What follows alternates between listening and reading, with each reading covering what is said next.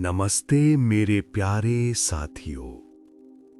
वो तालाब याद है जहां गर्मियों की छुट्टियां मानो हमेशा के लिए ठहर जाती थी, जहां दोस्तों की टोली, मस्ती की आवाजें और पानी में पड़ती सूरज की चमक सब मिलकर एक ऐसी तस्वीर बनाते थे जो आज भी दिल में जिंदा है। लेकिन कहते हैं ना, हर तालाब अपने भीतर एक रहस्य छुपाए रखता है। कभी किसी दोस्ती का, कभी किसी वादे का, और कभी किसी ऐसी बात का जो समय के साथ मिट्टी में दब तो जाती है पर पूरी तरह खोती नहीं। आज की कहानी उसी तालाब की है जहां कभी हंसी गूंजती थी और अब सिर्फ लहरें चुपचाप बीते वक्त को सुनती हैं। तो चलिए दोस्तों, अपनी आंखें बंद कीजिए, एक गहरी सांस लीजिए और लौट चलते हैं अपने बचपन के उस गांव में जहां तालाब के किनारे जिंदगी मुस्कुराना भूलती नहीं थी, बस ठहर जाती थी। कभी कभी जिंदगी की भागदौड़ में हमें अपने बचपन की वो छोटी छोटी यादें सबसे ज्यादा सुकून देती हैं। आज की ये कहानी तुम्हें उसी दौर में ले जाएगी जब ना मोबाइल था, ना इंटरनेट, बस गांव का खुला आसमान, दोस्तों की मस्ती और तालाब का ठंडा पानी। गांव की शाम और तालाब का रास्ता। गांव की शाम का अपना ही जादू होता है। जब सूरज धीरे धीरे ढलने लगता है तो पूरा आसमान सुनहरी और लालिमा से भर जाता है। खेतों के ऊपर उड़ते पंछी, कहीं दूर से आती बैलों की घंटियों की आवाज और मिट्टी से उठती सूंधी खुशबू, ये सब मिलकर जैसे एक अलग ही दुनिया बना देते हैं। हमारे गांव में हर दिन शाम होते ही बच्चे तालाब की ओर निकल पड़ते थे। कोई नंगे पांव, कोई साइकिल घसीटते हुए, तो कोई भागते भागते रास्ते में गिरते पड़ते। उस समय हमारे पास ना मोबाइल था, ना टीवी की चकाचौंध और ना ही कोई बड़ी सुविधा, लेकिन जो था वही सबसे बड़ा खजाना था। मिलजुल कर खेलने की आजादी और तालाब का ठंडा गहरा पानी। मुझे याद है, मैं अक्सर अपने हाथ में एक छोटी सी लकड़ी की नाव बनाकर लेकर जाता था। वो नाव मेरे लिए किसी सपने से कम नहीं थी। दिन भर खेतों या बगीचे में घूमे तो कहीं से टहनियां इकट्ठा कर लेते और उनसे नाव बनाते। कभी कभी पत्ते तोड़कर उन्हें पाल बना लेते।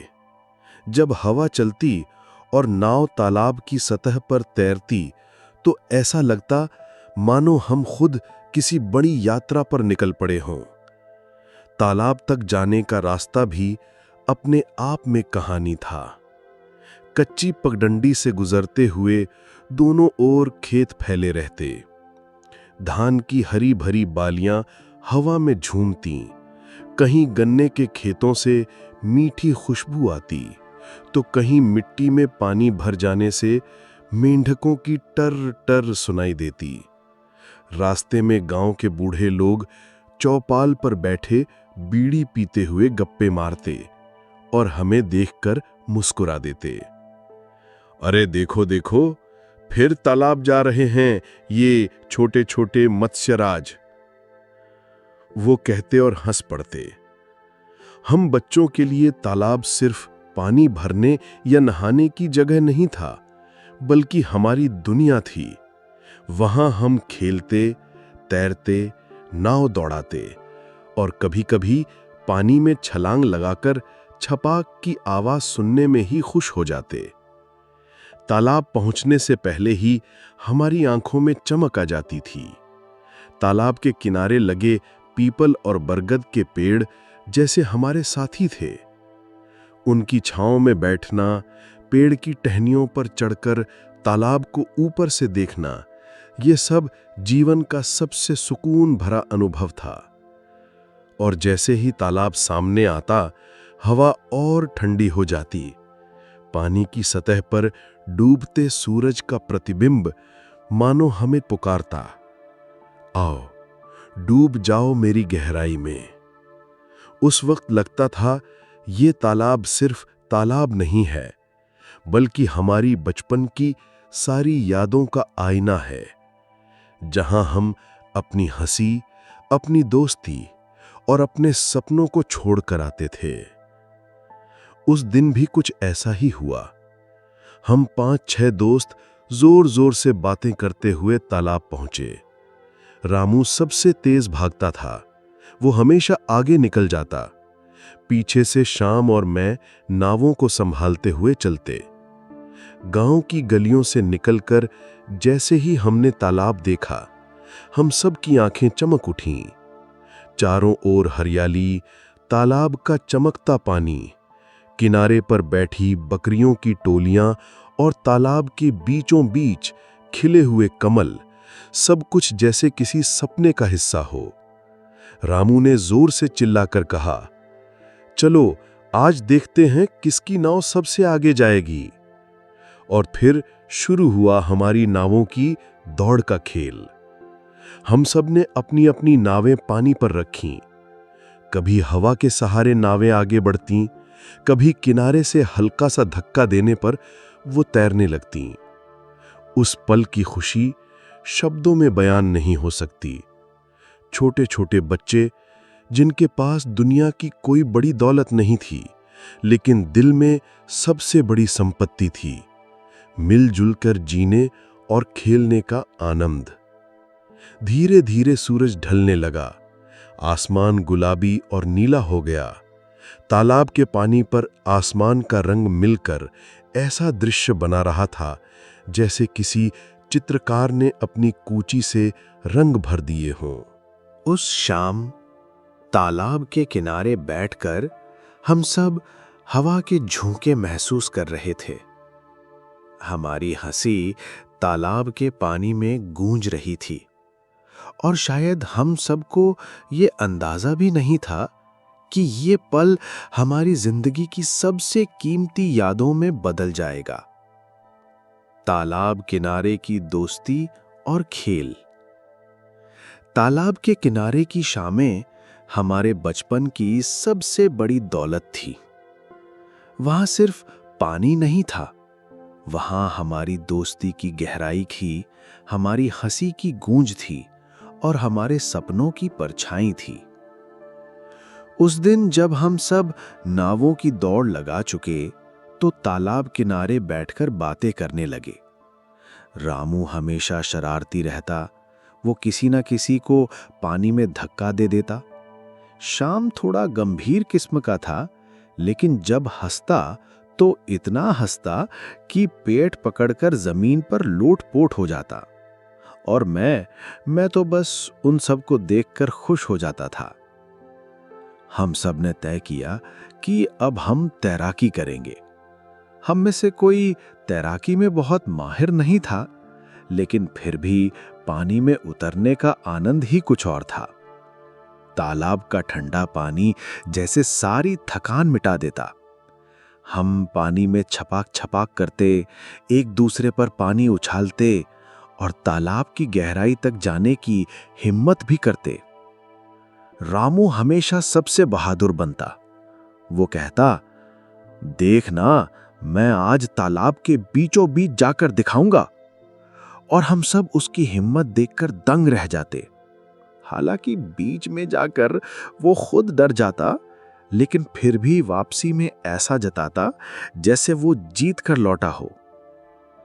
तालाब किनारे अक्सर बच्चे मिट्टी से छोटे छोटे घर भी बनाते। हम भी कभी कभी किनारे की चिकनी मिट्टी से महल और किले बनाते, फिर उन्हें पानी से भरकर जैसे खेल खेल में अपना साम्राज्य बना लेते। कभी उन घरों को सजाने के लिए बगल से फूल तोड़ लाते, कभी छोटी टहनियों को झंडे की तरह गाड़ देते, और फिर ये खेल घंटों चलता रहता। मुझे अब भी याद है, श्याम को मछली पकड़ने का बड़ा शौक था। वो छोटी सी डोरी और कांटे से तालाब के किनारे बैठ जाता। जब भी कोई मछली फंसती, हम सब उसकी तरफ दौड़ जाते। छोटी सी मछली भी हमारे लिए किसी खजाने से कम नहीं लगती। श्याम उसे हाथ में पकड़कर नाचने लगता और कहता, देखो देखो, आज का राजा मैंने पकड़ लिया। तालाब किनारे बैठकर हमें अक्सर गांव के बुजुर्गों की कहानियां भी सुनाई देती।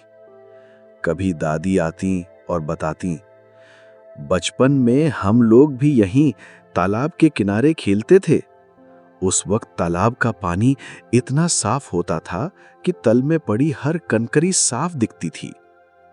उनकी बातें सुनकर हमें लगता कि जैसे हम भी उसी समय में पहुंच गए हों। गर्मी के दिनों में तो तालाब का मजा और बढ़ जाता। दोपहर की तपती धूप के बाद शाम को तालाब का पानी इतना ठंडा लगता कि जैसे किसी ने हमें खुशियों के झरने में डुबो दिया हो।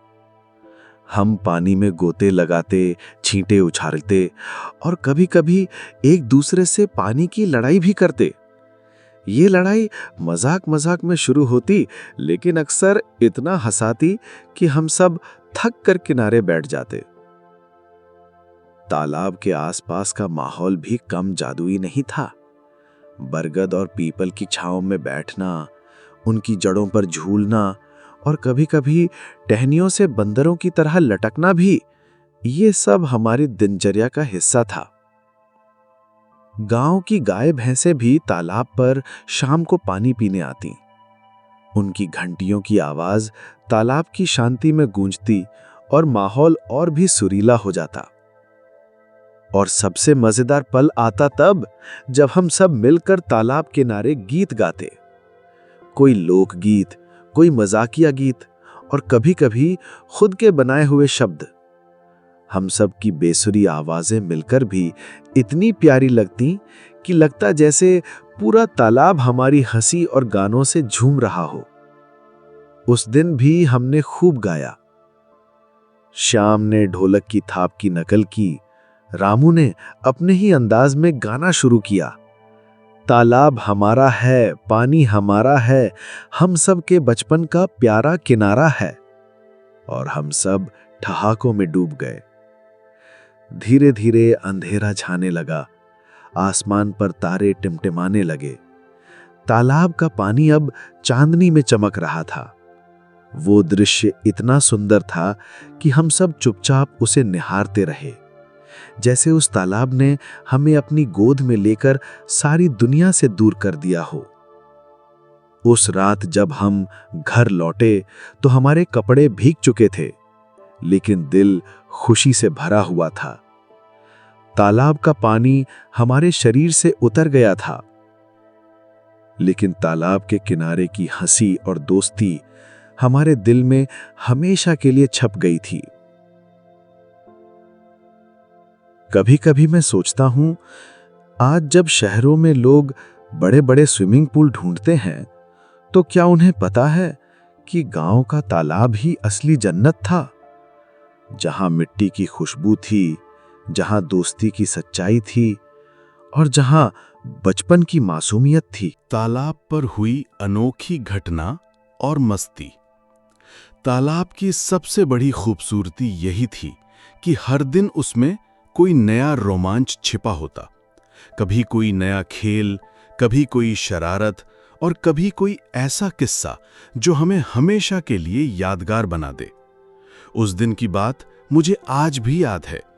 हम सब बच्चे तालाब किनारे जुटे थे।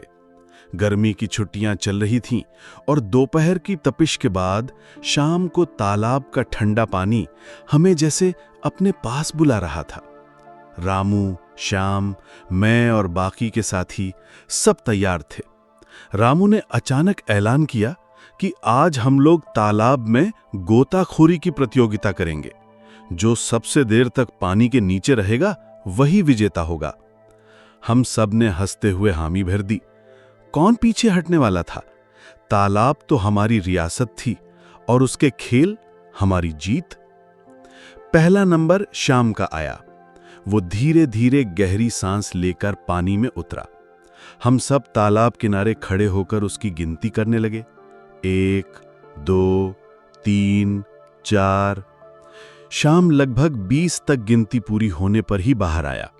वो हाँफ रहा था, लेकिन चेहरे पर मुस्कान थी। अब नंबर आया रामू का। रामू हमेशा खुद को सबसे बहादुर मानता था। वो पानी में ऐसे डूबा जैसे कोई मछली। हम सब ने गिनती शुरू की। 1, 2, 3, 20, 30, 35। रामू अभी भी नहीं निकला। हम सब थोड़ा डर गए। इतने में अचानक वो तालाब के बीच से छलांग लगाते हुए बाहर आया और जोर जोर से हंसने लगा।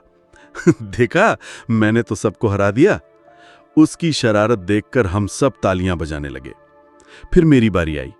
मैंने भी पूरी कोशिश की, लेकिन रामू जितना साहस मुझ में नहीं था। फिर भी मैंने 20-25 तक तो निकाल ही लिए। बाहर आते ही सबने मुझे घेर लिया और मेरी पीठ थपथपाई। वो पल हमारे लिए किसी बड़े पुरस्कार से कम नहीं था। इसी बीच अचानक तालाब के किनारे कोई अजीब सी हलचल हुई। हमने देखा कि तालाब के किनारे कोई बड़ी चीज हिल रही है। पहले तो हमें लगा कि कोई जानवर होगा, लेकिन जब पास जाकर देखा तो समझ आया कि वो तो एक बड़ा सा कछुआ था। हम सब हैरान रह गए। इतना बड़ा कछुआ हमने पहले कभी नहीं देखा था। श्याम ने धीरे धीरे हाथ बढ़ाकर उसे छूने की कोशिश की, लेकिन कछुआ तुरंत अपने कवच में छुप गया। रामू बोला, हले डरने की जरूरत नहीं है, ये तो हमारा नया दोस्त है। उस दिन से वो कछुआ हमारे खेल का हिस्सा बन गया। हम उसे कल्लू कहने लगे। जब भी हम तालाब पर आते तो देखते कि वो किसी न किसी कोने में चुपचाप बैठा है। कभी कभी वो हमारे पैरों के पास आ जाता और हमें लगता जैसे वो सच में हमारी बात समझ रहा हो। एक बार तो हद ही हो गई। रामू ने कल्लू को पानी में उठाकर दूर फेंक दिया। हम सब चौंक गए कि कहीं उसे चोट ना लग जाए, लेकिन कछुआ धीरे धीरे तैरता हुआ फिर हमारे पास आ गया, जैसे उसने रामू की शरारत को भी माफ कर दिया हो। उस दिन हम सब ने कसम खाई कि अब कभी किसी जानवर को ऐसे तंग नहीं करेंगे। तालाब के किनारे खेलते खेलते हम अक्सर भूख भी भूल जाते थे, लेकिन उस दिन श्याम अपने साथ गुड़ और चने लेकर आया था। हम सब ने तालाब किनारे बैठकर वही खाया। पानी से भीगी मिट्टी की खुशबू, चने और गुड़ का स्वाद और दोस्तों की हंसी, ये संगम आज भी मेरे दिल को ताजा कर देता है। हमने खेल खेल में एक और प्रतियोगिता शुरू कर दी कि कौन सबसे ज्यादा कमल के फूल तोड़कर लाता है। हम सब तालाब के उस हिस्से में कूद पड़े जहां कमल खिले हुए थे। पानी में तैरते पत्तों और फूलों के बीच हम सब की हंसी और छपाक छपाक गूंज रही थी। मैंने 2 फूल तोड़े, श्याम ने 3, लेकिन रामू तो जैसे जीतने पर ही तुला था। वो बार बार डुबकी लगाकर 5-6 फूल ले आया। अंत में उसने उन्हें अपने सिर पर सजाया और राजा की तरह तालाब किनारे खड़ा हो गया। हम सब ने तालियां बजाकर उसकी राज्याभिषेक की घोषणा कर दी। उस शाम की मस्ती का अंत तब हुआ जब सूरज ढलने लगा और आकाश नारंगी रंग में रंग गया। तालाब का पानी उस रोशनी में चमक रहा था। हम सब किनारे बैठकर उस दृश्य को निहारने लगे। वो पल इतना सुकून देने वाला था कि जैसे पूरी दुनिया थम गई हो। घर लौटते समय हमारे कपड़े भीग चुके थे, हमारे बालों से पानी टपक रहा था, लेकिन दिल में एक अनोखी खुशी थी। कल्लू कछुआ, कमल के फूल और गोताखोरी की प्रतियोगिता सब हमारी यादों का हिस्सा बन चुके थे। आज जब पीछे मुड़कर देखता हूं तो समझ आता है कि तालाब ने हमें सिर्फ खेलना ही नहीं सिखाया, बल्कि दोस्ती, साहस और जीवन का असली आनंद भी दिया। तालाब किनारे की रात और जुगनुओं का जादू। गांव का तालाब केवल दिन में ही नहीं, बल्कि रात को भी अपनी अलग ही दुनिया बसा लेता था। दिन में जहां बच्चों की किलकारियां और शोर गूंजते, वहीं रात को तालाब का पानी इतना शांत हो जाता कि उसमें पूरा आसमान उतर आता था। तारों की झिलमिलाहट और चांद की चांदी सी चमक पानी में ऐसे लहराती थी जैसे कोई स्वर्ग का दर्पण हो। गर्मियों की छुट्टियों में कई बार हम सब बच्चे शाम को खेलने के बाद घर नहीं लौटते थे। खाना खाकर फिर से तालाब के किनारे आ जाते। कभी कभी तो दादी भी हमारे साथ बैठ जाती और अपने अनुभवों की कहानियां सुनाती। उनकी आवाज में एक जादू होता था जिसे सुनते सुनते हम बच्चों की आंखें चमक उठतीं। उस रात की याद मुझे आज भी साफ है। चांद पूरा था और तालाब का पानी उसकी रोशनी में दूध सा चमक रहा था। हवा में ठंडक थी और आसपास खामोशी। सिर्फ झींगुरों की आवाज और पानी की धीमी लहरें सुनाई दे रही थीं। हम सब घास पर लेटे हुए थे, आसमान की तरफ देखते हुए। श्याम ने अचानक कहा, देखो, वो तारा सबसे ज्यादा चमक रहा है। शायद वही हमारी किस्मत का तारा है। हम सब उसकी बात पर हंसने लगे, लेकिन दिल के अंदर कहीं ना कहीं हम भी उस तारे से अपनी छोटी छोटी ख्वाहिशें जोड़ने लगे। इसी बीच अचानक हमें चारों तरफ छोटे छोटे उजालों की झिलमिल दिखने लगी, जैसे किसी ने अंधेरे आंगन में हजारों दीपक जला दिए हों। हम सब उत्साहित होकर उठ बैठे। अरे, ये तो जुगनू है! रामू चिल्लाया और हाथ बढ़ाकर एक पकड़ने की कोशिश करने लगा। तालाब के किनारे उस रात जुगनुओं ने जैसे कोई उत्सव मना रखा था। घास पर, झाड़ियों में, पानी के ऊपर, हर तरफ उनका नन्हा सा प्रकाश चमक रहा था। हम सब उन्हें पकड़ने के लिए दौड़ने लगे। कभी कोई हथेली में कैद हो जाता तो कभी उंगलियों से छूटकर उड़ जाता। उस रोशनी को हाथों में पकड़ना मानो चांद को छूने जैसा था। श्याम ने एक बोतल निकाली और उसमें कुछ जुगनू कैद कर लिए। जब हम सबने उस बोतल को देखा तो ऐसा लगा जैसे उसमें कोई नन्हा आसमान चमक रहा हो। हम सबने बारी बारी उसे हाथ में लिया और बोतल की रोशनी में अपनी मुस्कान देखी। फिर दादी ने हमें बताया, जुगनू भगवान के छोटे छोटे दीपक होते हैं। ये बच्चों की मासूमियत देखकर चमकते हैं।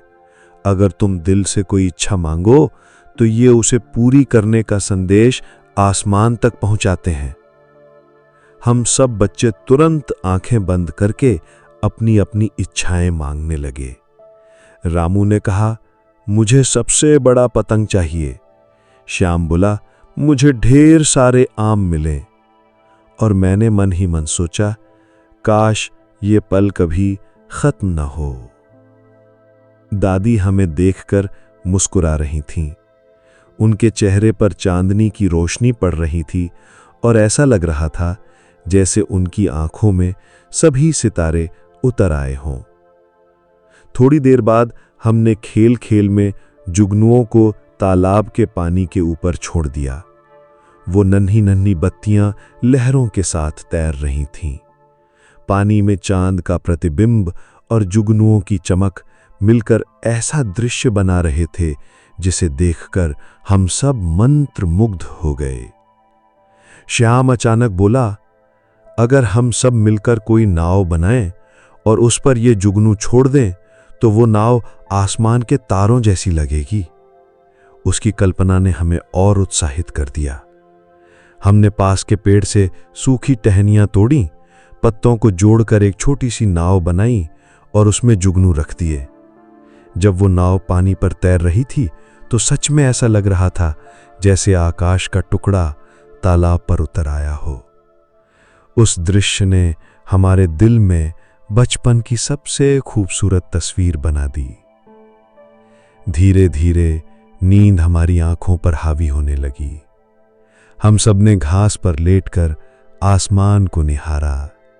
जुगनुओं की टिमटिमाहट, तालाब की ठंडी हवा और दादी की मीठी कहानियां, इन सब के बीच कब हम नींद की गोद में चले गए हमें पता ही नहीं चला।